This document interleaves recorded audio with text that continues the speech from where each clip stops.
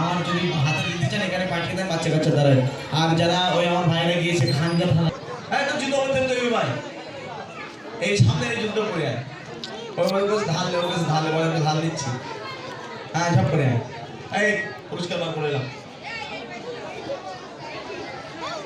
ওর হেডের মধ্যে মোজা পড়ে গেছে।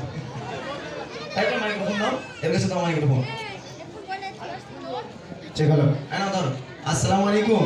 আসসালামু আলাইকুম। জবাবটা কে দেবে তো? আসসালামু আলাইকুম। আসসালামু আলাইকুম।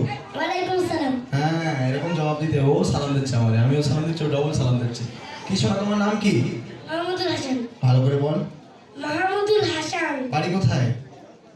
দিয়ারাই। দিয়ারা। তো নাচছি কেন? চুপচাপ দাঁড়া। কিসে পড়ো তুমি? ওয়ানে। ক্লাস 1-এ? মাদ্রাসায় পড়ো? হ্যাঁ না। তুমি গজল বলতে পারো? পারো না? তবে ওখানে কত সুন্দর চিল্লে চিল্লে বলছিলে, ওইটা একটু বলো। আমার মনের গাড়িতে একটু বলো, একটুখানি বলে সবাই শোনো। পানো না?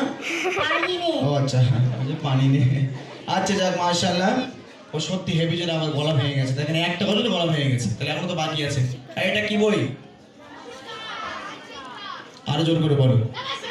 ওই এটা আমার থালা, এই যে আমার থালা এখানটা। হ্যাঁ এটা আমার থালা। এটা নামাজ।